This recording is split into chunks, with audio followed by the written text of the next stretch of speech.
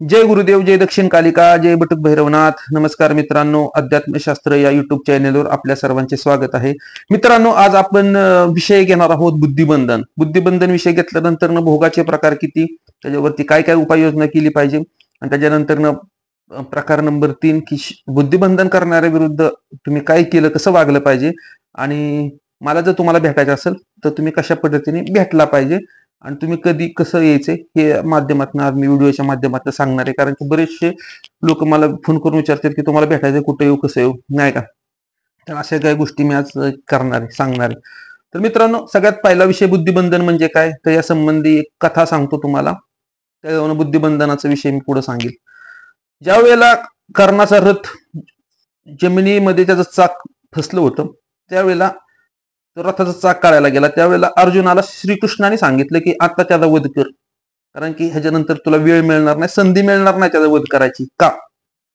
कारण की कर्णापाशी अशी काही शस्त्र होती, परशुरामाचा तो शिष्य होता, त्याच्यापेशी अशी शस्त्र होती की त्याने तो अजय्य ठरला असता, नाही का. परंतु त्याला एक शाप सुद्धा होता की ज्यावेळेला रथाचा चाक जमिनीत फसल त्यावेळेला त्याला बुद्धी त्याची चालणार नाही, संबित होऊन जाईल, बुद्धिबंधन होईल त्याचा.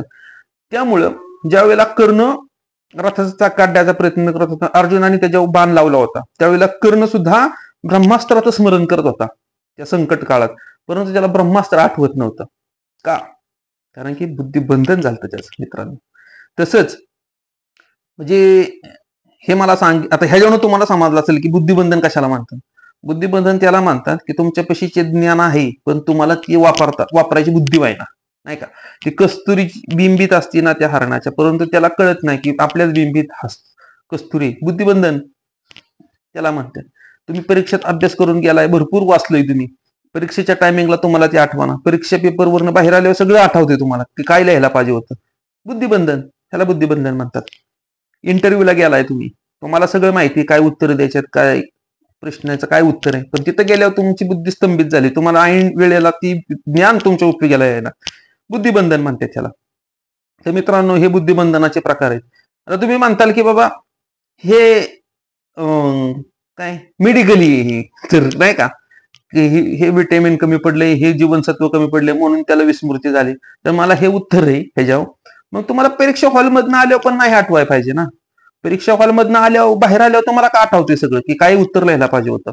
इंटरव्ह्यूच्या त्या केबिन मधनं, ऑफिस मधनं बाहेर आल्यावर तुम्हाला सगळं आठवते, अरे बापरे मी ही उत्तर द्यायला पाहिजे होतं, ही का नाही मला आठवलं. असं का होतंय? निश्चितपणे ही काय तुमच्या जीवनसत्वाची कमी नाही किंवा विटॅमिनची कमी नाही, ही ती बुद्धिबंधनाचा प्रकार आहे. तर मित्रांनो, असं आहे ते बुद्धिबंधन हे असतं. समाजामध्ये काही अशी हरीचे लाल आहेत की जे आपल्यापाशी असलेल्या भगतवाल मार्गातले जे ग्रामीण तंत्रमधल्या ज्या देवता आहेत, नाही का, त्यांचा उपयोग करून एखाद्यावरती हे प्रयोग करत राहतात. काही असे आहेत देवता महाराष्ट्रामध्ये, आता त्यांची नावं सांगायची काय गरज नाही मला वाटत, माहितीच बऱ्यापैकी सगळ्यांना माहितीत, कुठं जाऊन लोक काय करतात, नाही का.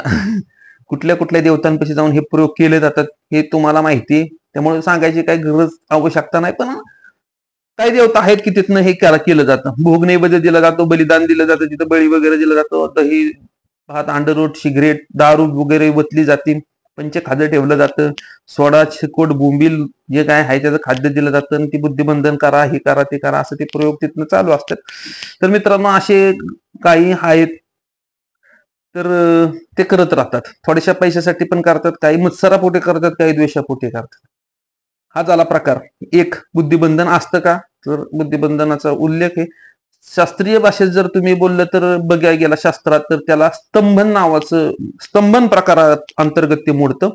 बुद्धिस्तंभन बोललं जातं त्याला, स्तंभन स्तंभन मध्ये ते मोडलं जातं. जसं मारण, मोहन, उच्चाटन, स्तंभन, विद्वेषण हे जे काय प्रकार, त्यातलं स्तंभन नावाचा हा प्रकार असतो.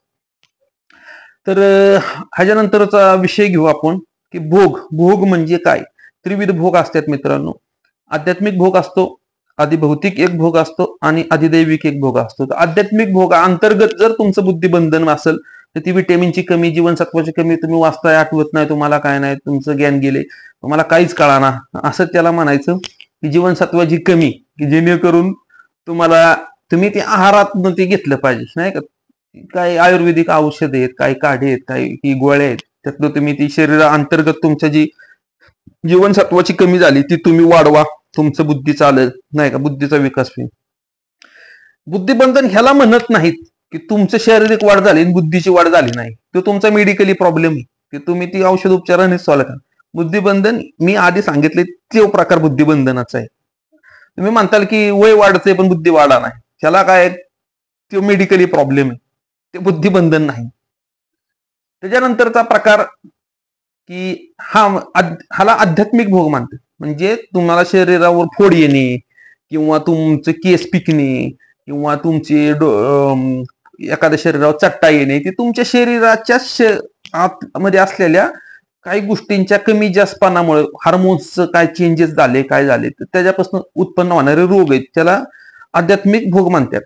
आधी भौतिक भोग ह्याला म्हणलं जातं की एखाद्याने तुम्हाला औषध दिलंय काही घातक, त्याच्यामुळे तुमची बुद्धी भ्रष्ट झाली, किंवा एखाद्याने तुम्हाला काही तांत्रिक एखादी वनस्पती किंवा काय अभिमंत्रित काही वस्तू चारली जेणेकरून तुमचं बुद्धिबंधन झालंय, असं पण ह्याला आधी भौतिक भोगातच येतं. हे सुद्धा चोरांनी मारलं तरी सुद्धा आधी भौतिकच भोगात येतं, कारण की बाह्य शक्तीने तुमच्या अटॅक केलेला आहे. भुंगा चावला तरी आधी भौतिकच भोगात येतं, कारण की बाह्य शक्तीने तुम्हाला दंश केलेला आहे. साप चावला, भुंगा चावला, भूत लागलं, प्रेत लागलं, पिशाच लागलं, तंत्र झालं, हे सर्व गोष्टी आधी भौतिक भोगात येतात. आधी भौतिक भोगात आल्यानंतर तुम्हाला समजा काय झालं असेल तर तुम्ही एखाद्या चांगल्या जाणकार व्यक्तीकडे जाऊन, मग ते वैद्यकीय क्षेत्रातला असेल, वैद्यकीय बाजू असेल तर वैद्यकीय क्षेत्रातला जाणकाराकडे जाऊन तुम्ही त्याचं निवारण करू शकता. काही वस्तू असतील आयुर्वेदिक, त्या माध्यमातून तुम्ही त्याचं निवारण करू शकता. काही तांत्रिक वस्तूंचा उपयोग केला असेल तर तुम्ही त्या मार्गातल्या व्यक्तीकडून जाऊन त्याचं निवारण करू शकता. तर ते असं आहे. समजलं का तुम्हाला मला काय बोलायचं नेमकं उद्देश, की भोगाचे ही 3 प्रकार. आता तिसरा प्रकार अधिदैविक भोग, म्हणजे तुम्ही पाप केलं असेल, पुण्य केलं असेल तर त्याच्या माध्यमातून जे तुम्हाला दंड मिळणार आहे किंवा बक्षीस मिळणार आहे स्वर्ग लोकात किंवा नरक लोकात, तर ते सर्व येतं अधिदैविक भोगाअंतर्गत. यमदूतांपासून झालेली पीडा किंवा स्वर्गामध्ये गेल्यानंतर देवतांकडून झालेला मानसन्मान, भोग ऐश्वर्य जे काय असेल ते पुण्याचं फळ म्हणून, इकडं पापाचं फळ म्हणून मिळणारा दंड, तर ह्या गोष्टी अधिदैविक भोगा अंतर्गत येतात. तर अधिदैविक भोगाचं निवारण हे तुमच्या तपाने होतं. जसे एकादशीची काही व्रत आहेत त्यांनी पापसंहार होतो, महाशिवरात्रीची काही उपवास आहेत त्यांनी पापसंहार होतो, नवरात्रीची काही व्रत आहेत त्यांनी पण पापसंहार होतो, चंद्रयान व्रत असते, परत अजून काय काय आहेत व्रत, कच्छ व्रत आहे नाही का, तर ह्या व्रतांनी पापसंहार होतो. म्हणजे काही लोक प्रायश्चित्त कर्म म्हणून ते केलं जातं की जेणेकरून तुम्हाला ते होत नाही, तर म्हणजे दंड मिळत नाही यमलोकात जाऊन, त्याच्यासाठी काय प्रायश्चित्त कर्म सुद्धा शास्त्राने सांगितलेले, असं पण आहे. तर मित्रांनो, तर हे झालं ह्या भोगांचं, त्रिविध भोगांचं. त्याच्यानंतरचा विषय आपण घेणार आहोत की बुद्धिबंधन किंवा असं तंत्रक्त बंधन करणारा जर एखादा तुमच्या समक्ष जर विरोधक असेल, शत्रू असेल, तर त्याच्यासाठी तुम्ही काय केलं पाहिजे. तुमच्यावर जर एखादा असा जर काय प्रयोग करतो एखादा, तर तुम्ही केवळ त्याच्याकडे बघत राहणार आहे का, तर नाही राहायला पाहिजे. तुम्ही बघत का, तुम्ही बघत राहणार, तुम्ही काय बांगड्या भरल्यात का, तुम्ही काय एकटंच महात्मा गांधी लागून गेलाय, महात्मा गांधी आहे का तुम्ही, नाही. कधी कधी सावरकर सुद्धा व्हावा लागेल तुम्हाला, कधी कधी भगतसिंग सुद्धा बनावं लागेल. जर तुमच्या विरुद्ध जर का तो तंत्रक्त प्रयोग करतोय पुढचा व्यक्ती, तर निसंदेह तुम्ही त्याची शक्ती सर्व जप्त करू शकता. तुम्हाला भगवंताने तेवढा नैतिक अधिकार दिलेला आहे, तुम्ही त्याच्या सर्व शक्ती जप्त करा. तर जर तांत्रिक असेल, दिवृषी असेल, तर त्याची गादी बंद करून टाका तुमच्या शक्ती वापरून, नाही का. तुम्हाला जमत नसेल तर एखाद्या एक्सपर्ट पशी जा आणि एक्सपर्ट कडून ते करून घ्या, त्याची गादी बंद करून टाका, त्याची सगळं शक्ती सगळ्या लॉक करून टाका, जप्त करून घ्या, वडून घ्या सगळ्या शक्ती, त्याच्या ठेवू नका त्याच्यापाशी. काय त्याच्यापाशी जर का मंदिर असेल तर मंदिरातला देवता काढून घ्या, त्याच्यापाशी गोटा असतील तर गोट्यातली ऊर्जा ओढून घ्या, त्याच्यापाशी फक्त दगड गोटे राहायला पाहिजेत, म्हणजे फक्त दगडी राहायला पाहिजेत, ऊर्जा नाही राहायला पाहिजे. अशा पद्धतीने सुद्धा करता येतं, असं पण आहे शास्त्रात. असं पण शास्त्रात काय नाही, शास्त्रात सगळंच. तर असं असतं का, असं असतं मित्रांनो. तर तुम्ही म्हणता की असं कसं होईल, तर त्याचं एक उदाहरण पण मी तुम्हाला सांगतो. नामदेव महाराज आणि ज्ञानेश्वर माऊली ज्या वेळेला पंढरपूरला गेले, सगळीच गेलती नाही ना, सगळी म्हणली देव हाय देव हाय, देवाचं दर्शन घेतलं. पण ज्ञानेश्वर महाराजांकडे ती दृष्टी होती पागण्याची, की त्यांनी बघितलं की इथं फक्त मूर्ती आहे, देव नाही. चैतन्य कुठे आहे ह्याच्यात, चैतन्य इथलं कुठे गेले.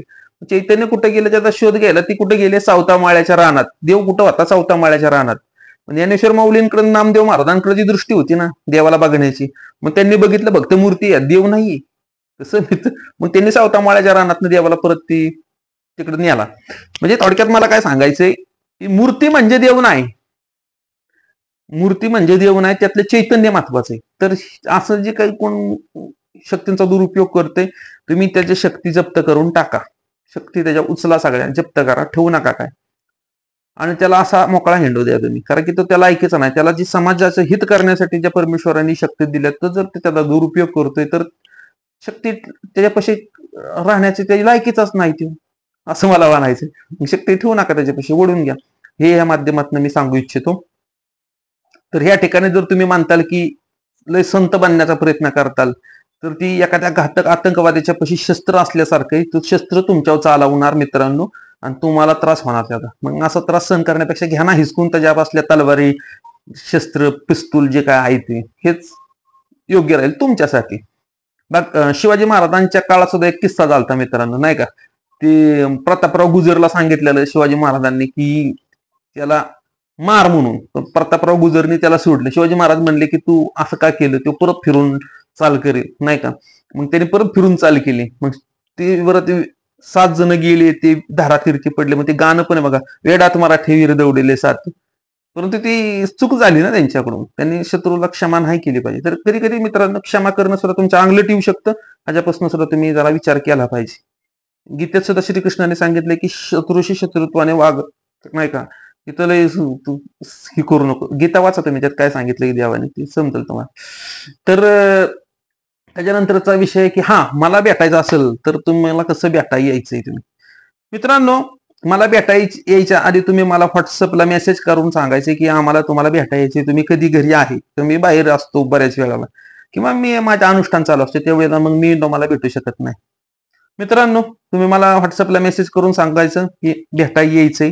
कसं यायचंय भेटायला? पुण्यातनं जर तुम्ही येणार असताल तर निरा गाव आहे, निरा गावापर्यंत तुम्ही यायचं. निरा गावातनं सोमेश्वर सहकारी कारखान्यापर्यंत यायचं तुम्ही, इष्टीनं किंवा जीपनं, किंवा मोटरसायकलवर आला तरी तिकडून तुम्ही येऊ शकता. तर तिथनं आल्यानंतर वाणेवाडी गावात यायचंय. वाणेवाडी नावाचं गाव आहे. सोमेश्वर कारखान्यापासून दक्षिण दिशेला एक सोमेश्वर कारखान्यापासून दक्षिण दिशेकडं वाणेवाडी गाव आहे. चांगला रस्ता आहे, तिथनं तुम्ही यायचं. कॅनेलच्या पलीकडे आल्यानंतर हायस्कूल शाळेच्या पाठीमागून एक रोड आहे, विकासनगर वाणेवाडी, त्या रोडला माझं घर आहे. तर तिथं तुम्ही येऊ शकता. बारामतीतनं येणार असताल तर बारामतीतनं, म्हणजे येताना बारामती लागले तर बारामतीतनं सुद्धा तुम्ही सोमेश्वर कारखान्यावर यायचे आणि तिथनं तुम्ही येऊ शकता. इकडून कोल्हापूर वगैरे वरून तुम्ही येत असाल तर नीरामध्ये यायचे, नीरामधनं तुम्ही सोमेश्वर कारखान्यावर यायचे. कुठूनही जरी तुम्ही आला तर तरी तुम्ही येऊ शकता. इंदापूर वगैरे आला तर नीरेत जायची गरज नाही तुम्हाला. वडगावच्या पुढे सोमेश्वर कारखाना आहे, नाही का. बारामती, वडगाव, सोमेश्वर सहकारी कारखाना, तिथनं तुम्ही वाणेवाडीत येऊ शकता. माझा नंबर तुम्हाला सांगतो, त्यात तुम्ही व्हॉट्सअपला मेसेज करायचा तुम्हाला यायचं असेल तर. आणि 86 68 27 70 78 माझा व्हॉट्सअपचा नंबर आहे. तुम्ही व्हॉट्सअपला मेसेज करा, डायरेक्टली कॉल करू नका. कारण की मी साधनेत असतो किंवा अनुष्ठान एखादं चालू असलं तर मी तिथं कॉल उचलू शकत नाही. तुमचा गैरसमज होईल की हा कॉल का उचलत नाही. तर तुम्ही व्हॉट्सअपला मला मेसेज करा, साधं सरळ सोपं गणित. त्याच्यानंतरचा विषय की साधना. तर काली उपासना आपण करून घेण्याचा एक संकल्प आहे आपला की भैरव उपासना, काली उपासनेचं झालं पाहिजे, जेणेकरून लोक ही जी तामसिक गोष्टींकडे आकर्षित झालेले, चेडा गोटा वगैरे, तर कुठेतरी त्या दुष्ट शक्तींच्या जाळ्यात न जाता चांगल्या शुभ शक्तींच्या माणसांनी जवळ यावं. भैरवनाथ ही अत्यंत अशी देवता आहे की ती तुमची सगळ्या पद्धतीनं संरक्षण करते, तुम्हाला पूर्ण संरक्षण देते. ती काली माता तुमचं ताकद वाढवणार, तुमच्यावर कृपा करणार आणि तुमची गती खराब होणार नाही. तुम्ही चांगल्या गतीला जाणार, तुम्हाला सर्व प्राप्त होतं. देवीच्या कृपेने सर्व माणसाला सर्व गोष्टी, धर्म, अर्थ, काम, मोक्ष, चतुर्विध पुरुषार्थाची प्राप्ती होती. तर असं असताना, एवढं सगळं असताना का चियाडा गोटा, भूत, प्रेत, पिशाच ह्याच्या मार्गाला जायचे, बायांगीच्या मार्गाला जायचे? की भैरवनाथ जर तुमच्या बरोबर असतील, देवीचं जगदंबा जर नामस्मरणाच्या माध्यमातून जर तुमच्या बरोबर येत असेल, उभी राहत असेल, तर कशासाठी ह्या दुष्ट शक्तींच्या नादाला लागायचे? आणि भैरव उपासना, काली उपासना करून घ्यायचे. मी पैसे घेत नाही, असं पण काय काय मला वाटतं, हा पैसे घेतोय काय, हा बाबा काय चार्जेस आहेत का नाही, काय चार्जेस त्याचं काय घेत नाही आपण, तुम्ही करू शकता नामस्मरण. मी फ्रीमध्ये तुम्हाला ते सांगतो. फक्त तुम्ही न करणाऱ्याला मी काय सांगत नाही आणि अपात्र व्यक्तीला पण मी काय सांगत नाही. पात्रता झाल्यानंतरच मी त्याला ती स्टेप बाय स्टेप हे करतो, नाहीतर मी काढून टाकतो, त्याला ठेवत नाही मी. का ठेवेल तसली घाण? तर जी करणारी आहेत त्यांना आपण मार्गदर्शन करतो. तर असं ते आहे मित्रांनो. जर तुम्हाला जर व्हिडिओ आवडला असेल तर तुम्ही लाईक करा, चॅनेलला सबस्क्राईब करा आणि तुमच्या मित्रांना व्हिडिओ शेअर करू शकता तुम्ही, जर ते आध्यात्मिक मार्गास कनेक्ट व्हायचं असेल त्यांना. आणि सगळ्यात महत्वाचं एक सांगतो मित्रांनो, देवीची भक्ती करायसाठी देव अंगातच आला पाहिजे असं काही नाही. तुम्ही अंगात न येता सुद्धा तुम्ही गृहस्थ, सर्वसाधारण गृहस्थ धर्मात राहून सुद्धा तुम्ही देवीची चांगल्या पद्धतीने तुम्ही उपासना करू शकता, देवीला प्रसन्न करू शकता. अंगातच आलं पाहिजे असं काही सुद्धा नसतं मित्रांनो. तर हे पण त्यातनं माध्यमातून मी सांगतोय. भगवान श्री रामकृष्ण परमहंस, स्वामी विवेकानंद, जे साधू संत आहेत त्यांनी सांगितलेल्या मार्गाने गेल्यानंतरच कल्याण होते. लक्षात घ्या, भानामतीच्या थातूर मातूरच्या मार्गाने जाऊन वाट लागती लोकांची, फसत्यात, बर्बाद होत्यात माणसं नंतर. त्या मार्गाने नाही जायचंय आपल्याला. चांगल्या मार्गाने जायचंय, जिकडून साधू संत ऋषीमुनी गेलं आणि त्यांचं डंका वाजतो अख्ख्या जगात, तर त्या मार्गाने आपल्याला जायचं. हे या माध्यमातून मी सांगू इच्छितो. व्हिडिओ आवडला असेल तर लाईक करा, चॅनलला सबस्क्राईब करा. धन्यवाद.